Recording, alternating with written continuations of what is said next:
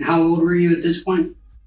I was 19 when I got locked up, and this was my first time ever getting in trouble, and they gave me a 50-year sentence.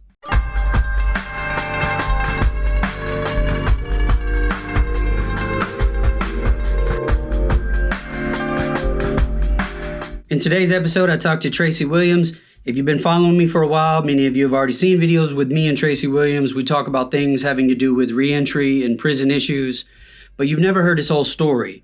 You've never heard about how he was sentenced to 50 years in prison as a teenager.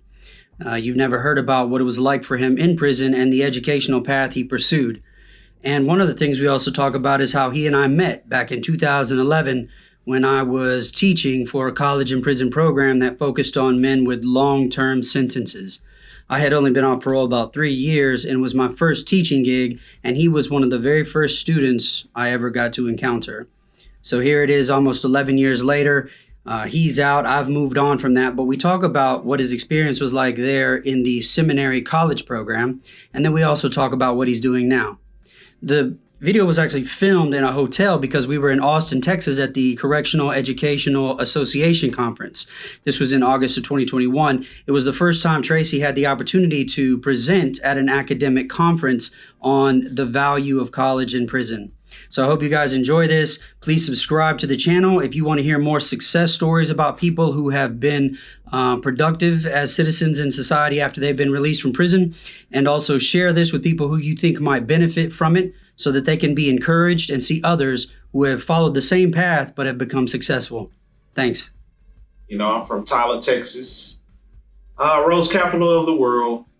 Growing up in Tyler, Texas, our core values of my family was faith in Christ, hard work, education, and of course, family. So I come from a large family. And growing up, you know, I didn't usually experience, what a lot of people that end up in prison experience any trauma, regarding getting beaten but the biggest factor in my life was not having a father figure there. It was always, not really spoken about my father. And I think that led to some of my later troubles. But ultimately, my mother loved me. She worked hard. My grandma was there, had 2 brothers, and we had a larger support system of aunts and growing up in the church. And I'm someone that loved education, and I did well in school. And later on, as I got older and started maturing, I think I started having troubles because I wanted to know, who my father was. And ultimately, it led to me making some bad choices. And in making those bad choices, led to me going to prison. How old were you at this point? I was 19 when I got locked up. And this was my first time ever getting in trouble. And they gave me a 50-year sentence.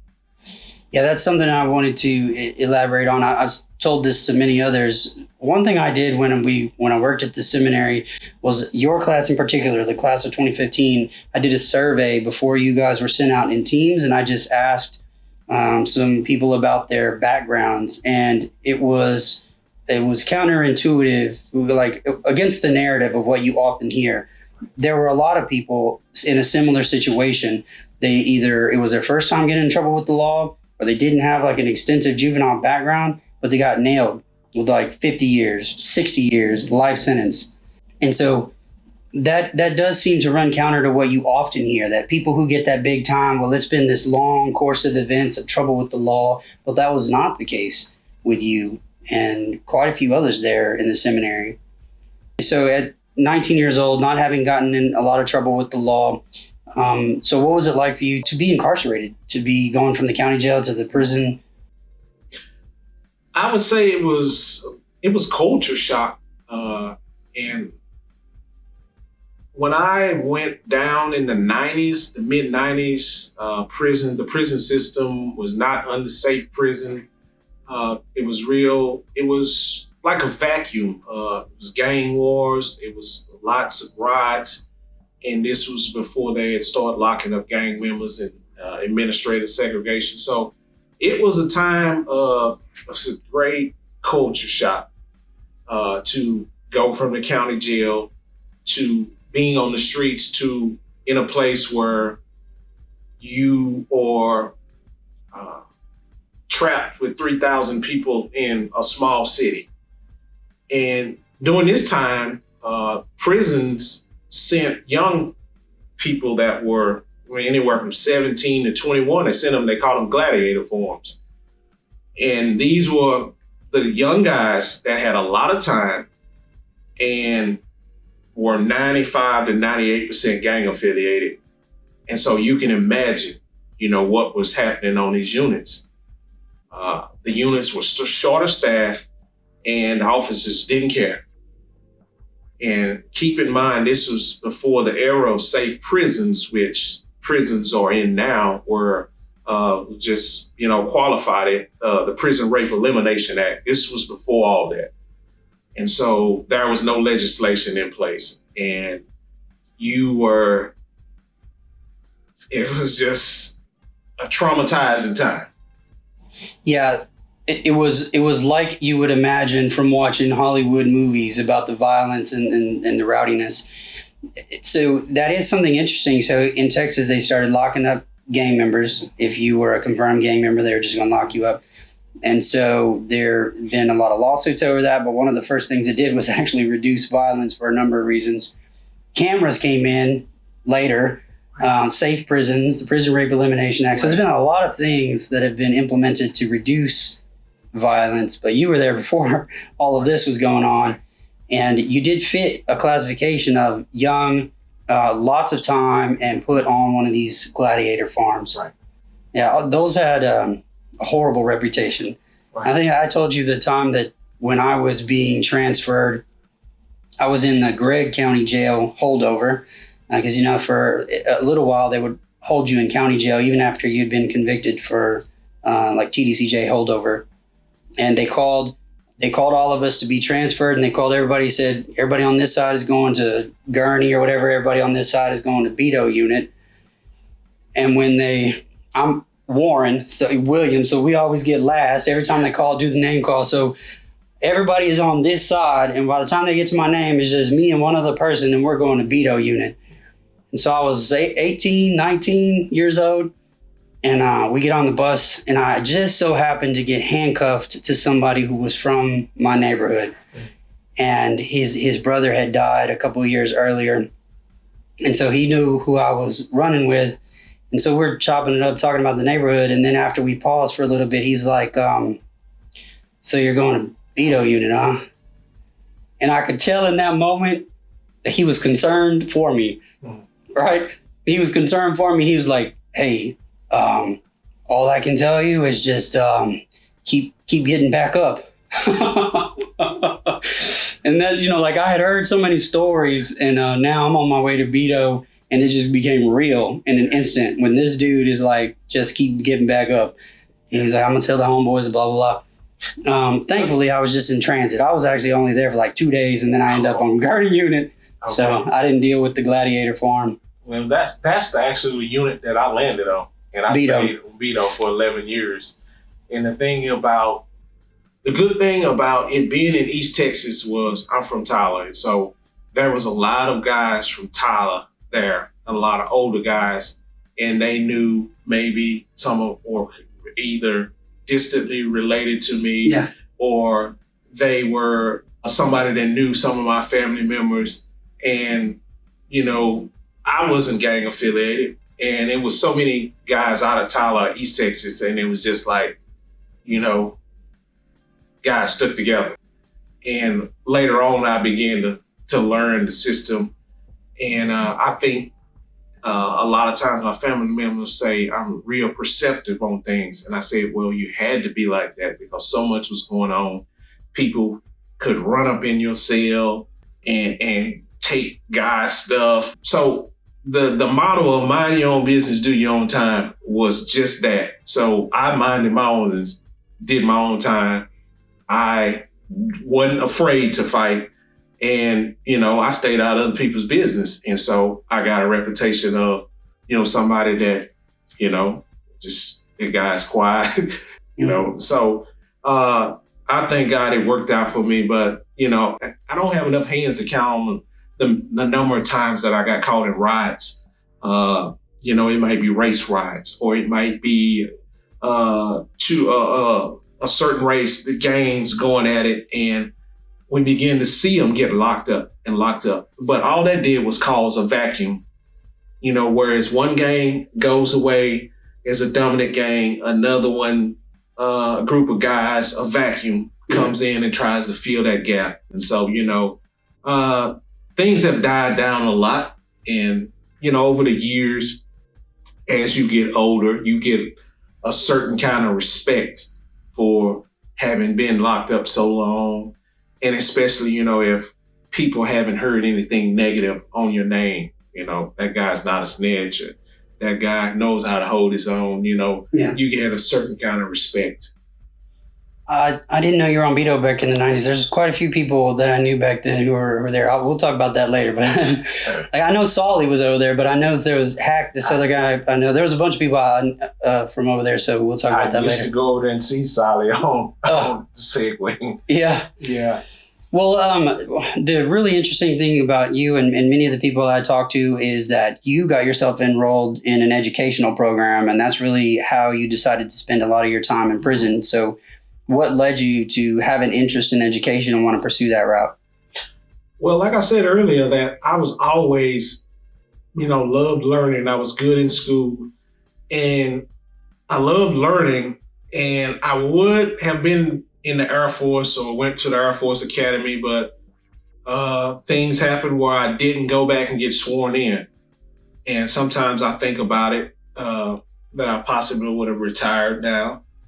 And, ultimately I didn't know what I wanted to do after high school. I didn't have no guidance, and my grades were still good, but I didn't have a scholarship, and I didn't have no one guiding me. And so I was just a person that was just like floundering around in life, didn't have a direction.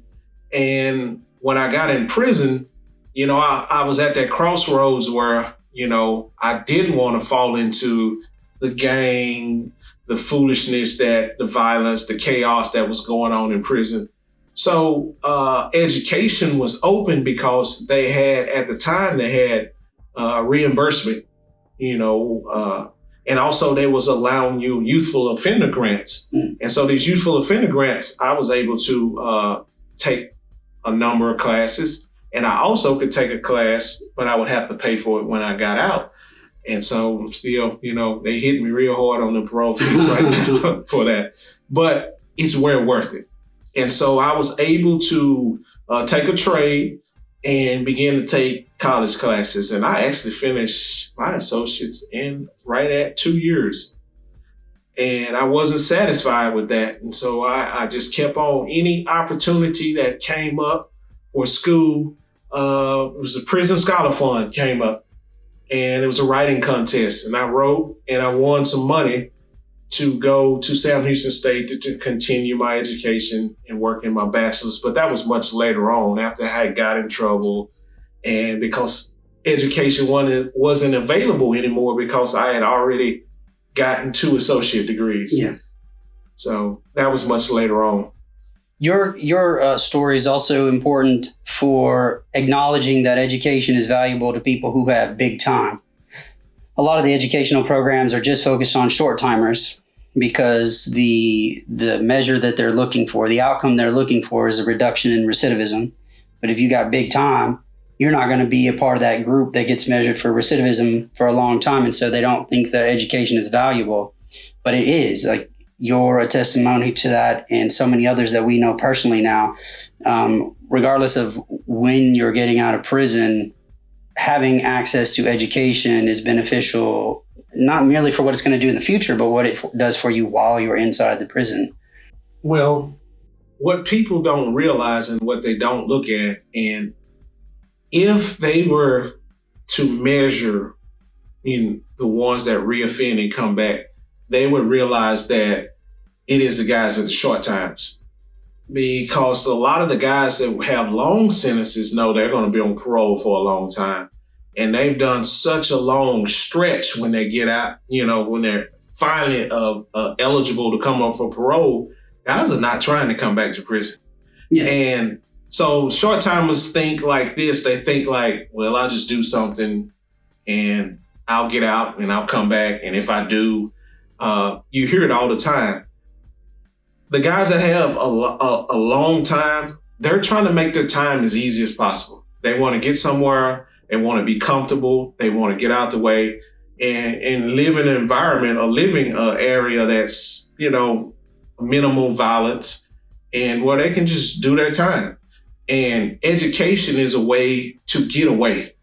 And, it's just like you're going to another place, and you learn. But also your worldview, it makes, people begin to, see the world differently. And from there, these people that have a lot of time, it helps, also, transform the culture, because many people look up to these guys that got a lot of time, and usually they are the ones that have the cooler heads and can talk to some of the guys that have less time or some of the young guys that's coming in. So that's the benefit of allowing people that have more time to get education. Yeah, statistically, that's actually accurate. As far as I know, people who have served more than, say, 10 years at a time are less likely to come back to prison than the guy who served 2 years. Because for them, it's still kind of a game. Like, it was just a year, it was just 2 years. But you knock out a 10 or 15 years, you don't want to come back to the penitentiary. You want to clean up and get your act straight. The other sort of variable there is age. After the age of 40, people are less likely, whether they've been to prison or not, they're just less likely to be running the streets for any number of reasons: maturity, physical health problems. And the mentor thing, I think, is also valuable. People who have a lot of time, they do end up serving as role models for the new guys, for the short timers, for just anybody who's looking to change their life or get out of that whole gang and that the fast life scene that's going on in the prison. So you went further than the associate's degree. That's where I met you, where you got into the bachelor's degree program. So tell me about your experience there. Well, getting accepted to the seminary, we could have a whole long conversation about this, because much later on in my incarceration, probably after I had done, let's say, about 15 years, now I'm somewhat an elder statesman. I know, the ropes. But I had said earlier, I had went Prison Scholar Fund, got some money to transfer to the WIN unit. And it's a place that I should have went before I got in trouble after I had got my 2 associates. And so over there in the WIN unit, I was going to Sam Houston State. I was taking a class in sociology. And Lee College was, I started going to Lee College for a 3rd associates. But they posted about the seminary program at Darrington. That was late 2010. And they posted it that it was a fully accredited degree for a bachelor's in science, 125-hour degree, and your credits could transfer. And at first I was like, I got a nice, good job. And this is what convicts think about. You think about, you already you're established, you're stable. And that's what I thought about. I was just like, I don't want to go. You probably didn't want to leave East Texas. Well, WIN unit was a little farther from the home, and it was a good unit. And I was just like, I don't want to leave this WIN unit and go farther, closer to Houston. And I just didn't want to just uproot. Yeah. And, and it's funny, it was somebody that the unlikeliest people sometimes give you advice. And a guy, and I think he was somebody. He was a guy that I knew. He ran with a gang, and he said, what if, in prison things change?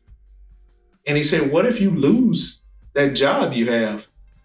you say, what's the worst, that you could have going over there furthering your education and being able to give back? And I was like, you do have a good point. Yeah. And he had a good point. And I come to find out the guys that were, we were working in the gym, they lost their job. Eventually, everybody got in trouble. And I was like, oh, man. So I ended up going to the seminary, part of the first class, the inaugural class, and we graduated in 2015. But that experience was an experience that, it's something that was surreal, in prison, to be able to be. And it was a lot tougher for us, the first class, because we had to plow the ground and we had hardships, and we made it a lot easier for all those that came behind us. They got a lot of amenities and a lot of breaks because of us. But, I wouldn't change that experience for nothing in the world, because it was, I won't say it was a blessing, because what we learned and the rigorous, and you say it all the time, the education that we received was harder than anything out here school-wise, because now, I'm in the master's program, and the stuff that we do it pales in comparison to the 5 classes that we had to take and all the books we had to read, because I think one of the professors, Dr. Wills, said, the reason why we write so many papers is you have to be able to articulate what, you think in order to help somebody. And so it made sense, and that's what the writing did. And so I love the experience, and I'm thankful for it. Yeah, that was one of the most exciting times of my life. Even to this day, I loved that job. I didn't want to leave that job, but I had to move on to survive. But I loved that job. And you guys, it was that first year. It was new for me too. I was just coming into the prison. It was my first time teaching, my first time having an academic job. So I messed all kind of things up. But yeah, the first year was pretty exciting. I like everything that the program stood for, and everything that it continues to do by trying to, incite culture change within the prison, so that people who care can inaugurate that kind of change on their own without necessarily depending on other people to do it for them. So from graduation from that, then you spent 6 years as a field minister out on the Cofield unit. And then, so here recently you've just been released. So what has it been like when you realized, you were going to go home after all this time, and then making that transition out here in the world?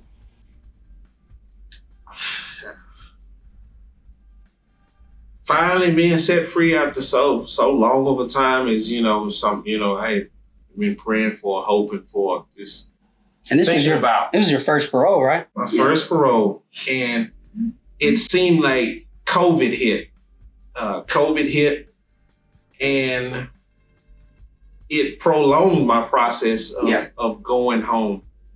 And that was probably the most excruciating time in my life, because waiting, when I had waited 25 years, and now COVID has pushed everything back, and it was heartbreaking. And then finally making parole, talking to the commissioner, making parole, and then expediting it and walking out the front door of Cofield unit. It was unbelievable. And, so many doors were open, and I was blessed to be able to have a job already, a good paying job, and doing some of the things that I was already doing in prison, as far as dealing with reentry and helping people that are returning citizens, and the opportunities and the doors, and just so many things, being able to go speak at the Capitol, and opportunities because of the education and the field ministry program of going through Southwestern. These doors were open. And I can say, my transition back into society, it was just like anybody would probably have frustrations of being gone so long in technology. But I think the biggest obstacle or problem for me was me putting my expectations on family and people when I'm getting out. And it's something, one of my loved ones, my cousin, who came and got me, she said, you've been gone. You don't know what has transpired over all these years. And what I learned, I had to be patient, with my family, my loved ones, the people in my life. I had to be patient with them. And they had to be patient with me, because it's a lot of times out of ignorance, someone that's been locked up will not know, genuinely might not know something that, somebody that's been in society just take for granted for knowing. And they will look at you like, why did you ask me such a stupid question? And you just don't know because you were still adjusting. And so the expectations you place on your family and your family place on you, I think that was the biggest and still is a learning and a growing experience. I'll say this last thing about reentry is, we big proponents on self-assessment, looking at yourself inwardly to know where you are, because I think that is one of the most overlooked aspects when a person is in prison, taking that self-inventory of themselves to know what they're good at, to know their skills, or to even just try to look at and pinpoint what they would like to do. Because, when you get out, a lot of times you have to take those survival jobs, and then you can go towards your career. And I believe it is something, that is overlooked in reentry, is people evaluating themselves or self-assessing, as we call it, to learn, what kind of skills they have. They got any soft skills or interpersonal skills or communication skills, or what are they good at? And I think that's something, now everybody is on reentry. It's the big thing now. Yeah. But a lot of times people just focus on the resources. But what's important is to be able to have the skills to access those resources. Yeah, focusing on or learning about your personality traits, your soft skills, your critical thinking, learning about soft skills is a broad subject, but I think learning about yourself, self-reflection is important. It's helped me in ways because I learned that I'm not as weird as I thought I was, just because there's certain personality traits and types, that I fall into that a lot of people do. It's nothing abnormal or weird, but then that helps with their transition into a job. You don't want to get yourself into a job that you are not naturally gifted or talented or skilled at. You're just going to set yourself up for failure. So I think more opportunities to engage in self-reflection and understand some things about themselves on the inside is always beneficial. And as it turns out, people who have stories like your own, that was a big part of their story. Usually it's just that they begin to understand and see themselves differently. And there's a lot of journal writing and self-reflection. It just seems like the natural way that transformation occurs is through a lot of knowing yourself, as Socrates would have said. Yeah, we use that all the time. We use it from 300, the Oracle of Delphi, to know thyself. Yeah. So what are you doing now? You've been out 8 months, and not only what are you doing now, but what do you see yourself doing moving forward? What I'm doing now is, as you know, I work in reentry, among other things, for Texas Inmate Families Association, Director of Policy and Outreach. And we are kind of in transition. And so I've taken on a lot more duties. And with TIFA, I've been with them since I got out. And I'm thankful for them and the opportunity they afforded me. And the opportunity at TIFA, it is so much, it's so big, statewide organization, the mission statement to help break the cycle of crime by education, support education and advocacy. But in that, I'm able to talk with legislators, able to communicate with them, sometimes go to Austin, come here to Austin, and also testify for certain bills that we're interested in. But TIF is all about the families and helping those and supporting them. And of course, I do the reentry support group, and I'm working on a reentry initiative for TIF, trying to get that off the ground. And so I'm excited about that. And besides that, of course, I'm a master's student. I'm about a third of the way through for my master's in public administration.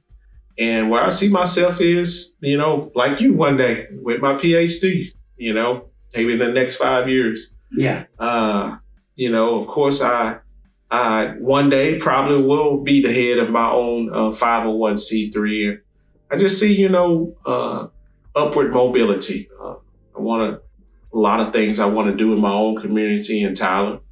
I see a lot of homeless people. I'd like to, start there and help them. And so the doors are opening. Hopefully I might be able to, do some of the things that I love, do some shows and plays that I used to do. And so we gotta pursue that. Follow up. I don't know if we want to follow up with that one group that we were connected with a few months ago. But to get some of your screenplays out there in the public eye. I was talking about that to somebody else today or yesterday, another interview I did. She was talking about a performing arts school inside of a prison. Mm-hmm. And I was telling her about you. So I think we need to, don't forget that. That's a really cool thing that if we had you out there, having people see what you've done or created, written, while you're incarcerated. Also with your education, doors are going to just open, once you have certain degrees, once you have a graduate degree, and then once you become Dr. Williams, it's like a transformation. And now you're Dr. Williams, so all these doors are open because you're the Dr. So-and-so. And, it won't be that difficult for you to get it. Like you said, the experience that you had in the biblical studies program was a great preparation for future academic studies in terms of its rigor and all of the drama we put y'all through. Not me, but all of the drama you guys went through. The PhD. So mine is a doctorate of education, not as extensive as the PhD, but in any case, you're going to excel, do really well in academics, and that's going to open up more and more doors, especially in light of your story and what you want to be involved in. So I look forward to all of that for you in the future, and networking and growing some things we'd like to do. So any last final words for this first of many interviews I hope that we can do over time? Well, I just say, hit the bell and subscribe. Bet that, yeah. Hit the bell and subscribe, and you see me, but, get ready for my YouTube channel. Tracy's Take. Tracy's Take. All right. And thank you, Alexis, for being here. All right. Well, thanks for joining me. Thanks for coming out here to Austin. That's one thing we didn't say, is that you got to participate, in this panel discussion today for the Correctional Education Association conference. So that was cool. And it already happened. You already got hit up and got asked to do something else as a result of your speech. You did really well. It was pretty amazing, you and Dr. Bannon both. So we'll have to get you more involved in those things in the future. So thanks again, driving out here, taking your time out, and being a part of this.